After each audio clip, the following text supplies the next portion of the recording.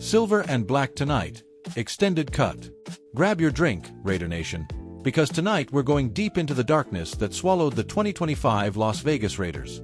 This one's gonna sting, but the truth always does. Good evening from the shadow of the Death Star, where the torches outside Allegiant Stadium are burning brighter than the scoreboard inside it. What a time to be alive. And what a time to be a Raider fan who's seen this movie before.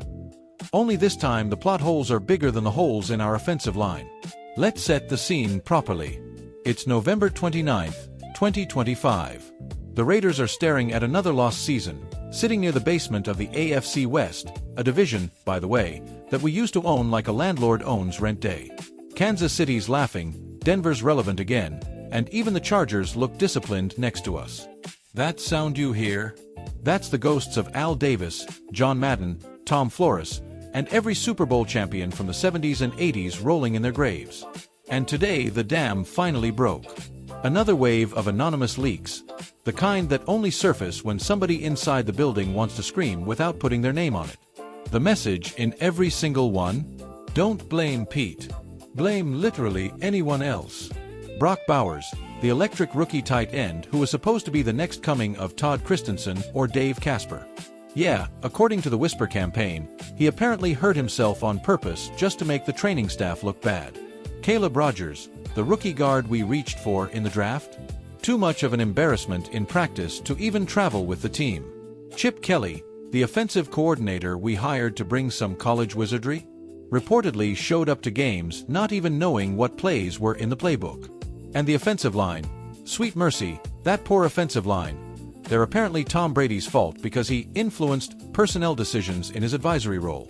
Folks, I've been covering this team since the days of Rich Gannon and the Tuck Rule heartbreak, and I have never seen a blame-shifting operation this polished.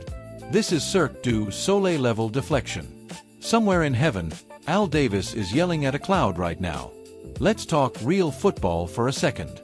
Max Crosby, the one bright spot, the one man who still plays like his hair's on fire and the silver and black runs in his veins, is out there setting the edge against double and triple teams while the quarterback du jour is running for his life before he finishes his three-step drop.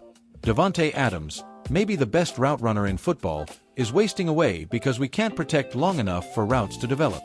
Robert Spillane is flying around making 15 tackles a game because our defensive front isn't winning one-on-one battles anymore. And poor Aiden O'Connell, when he does play, looks like a guy who's been handed a Rubik's Cube written in ancient Greek. This isn't bad luck. This is bad planning, bad evaluation, bad coaching, and yes, bad leadership. Pete Carroll is a Hall of Fame coach in Seattle, with Russell Wilson in his prime, with the Legion of Boom, with a championship pedigree and a culture that was already humming when he walked in. But at 74 years old, trying to transplant that West Coast gum-chewing vibe into a franchise that bleeds rebellion, swagger, and just win, baby? It's like trying to put a Prius engine in a lowrider. It just doesn't fit. And the saddest part? The players see it. You can hear it in the post-game press conferences that get shorter every week. You can see it in the body language on the sideline.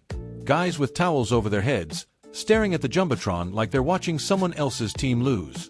Imagine a quick fictional locker room moment that absolutely happened today. Veteran leader, probably Robert Spillane or Max. Yo, are we practicing this week or are we just gonna leak that the practice squad beat us again? Young player, nah man. Word is the film guy cut the tape wrong. Not Pete's fault. Entire room, groans, throws helmets. Raider Nation, we've earned the right to demand better. 3 Super Bowls. 11 division titles in the old AFL/AFC West days.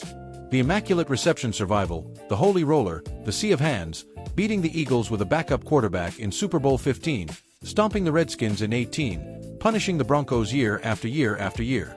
This isn't some expansion team. This is the franchise that invented swagger. Yet here we are, rebooting again. John Gruden 2.0 lasted 18 months. Josh McDaniels barely got 2 years. Now Pete Carroll might not make it to the end of year 1 without the whole thing collapsing like a house of cards in a Vegas windstorm. Mark Davis stood on that stage in 2020 when Allegiant Stadium opened and promised a new era. 5 years later, the only thing that's new is the number of ways we've found to lose. So here we are with 7 games left. 7 more opportunities for this staff to prove they belong wearing the silver and black.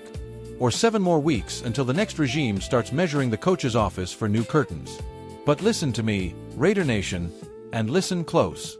This fanbase has survived the move from Oakland, the heartbreak in LA, the lean years, the Jamarcus Russell era, the referee scandals, all of it. We are the most loyal, most passionate, loudest fanbase in sports. And torches don't just light the way.